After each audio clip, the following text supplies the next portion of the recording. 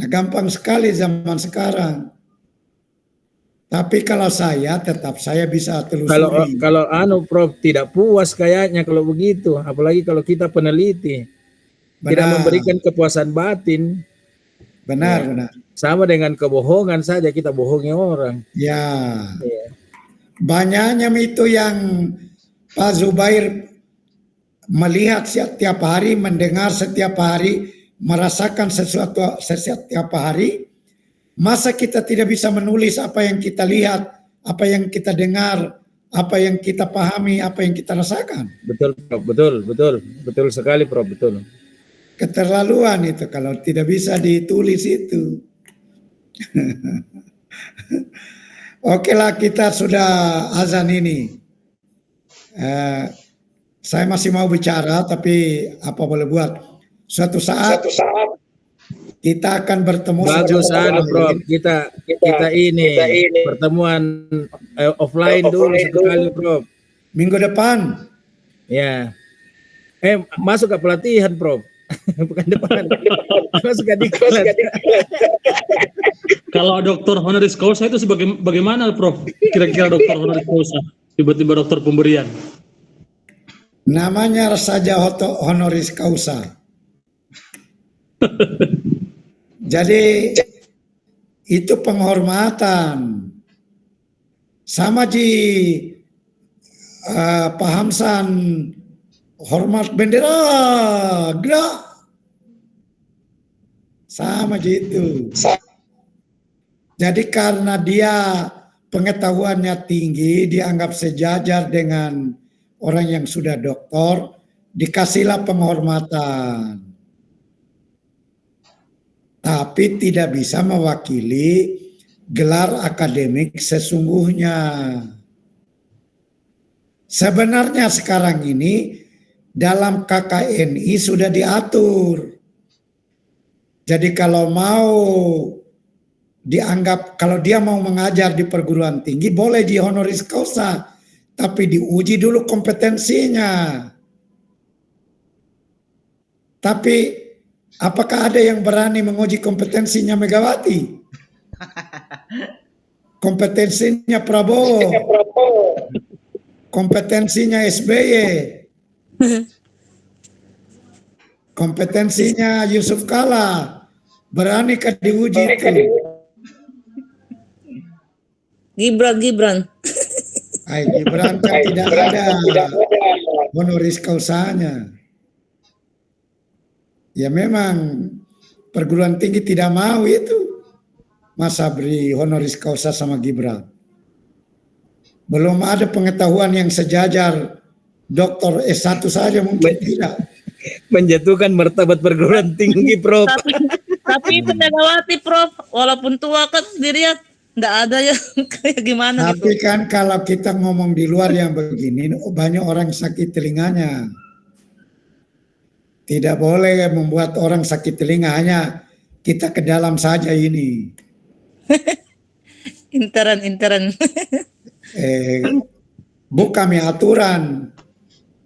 Boleh itu orang mengajar di perguruan tinggi, tapi yang tidak melalui jalur pendidikan seperti Rocky Gerung, tapi diuji kompetensinya. Kalau Rocky Gerung sudah diuji kompetensinya, seharusnya bisa mengajar di perguruan tinggi. Nah, sekarang Megawati tanpa uji kompetensi mengajar di perguruan tinggi, di Universitas Pertahanan. Jadi seharusnya diprotes itu. Tapi siapa yang berani? Itulah ciri orang Indonesia, tidak berani berbicara di depannya, tapi kalau di belakang dia ngomel miseng.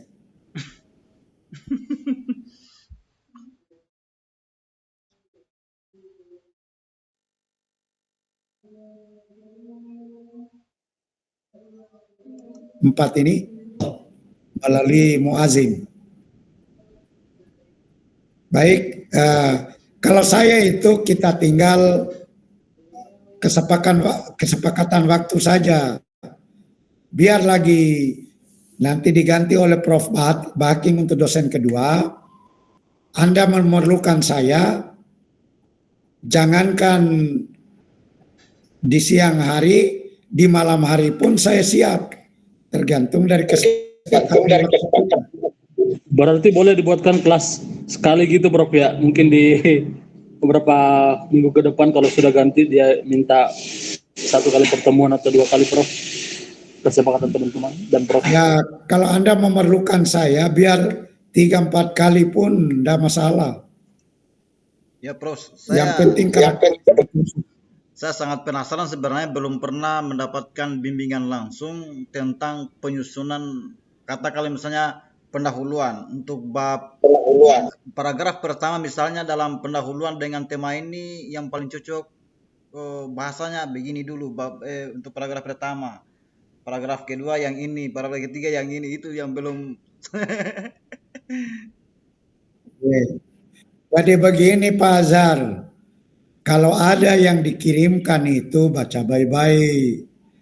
Itu yang saya kirimkan itu hari Pak Azhar, bagaimana menulis latar belakang, bagaimana menulis rumusan masalah, bagaimana membangun kerangka pikir, bagaimana menganalisis data, bagaimana data kuantitatif, itu yang saya kirimkan yang lalu itu.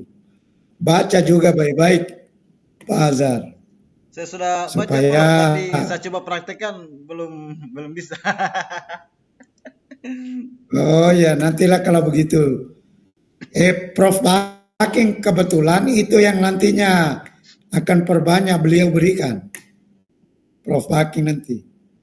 Tapi kalau Anda membutuhkan saya juga, insya Allah nanti saya hadir face to face bersama Anda.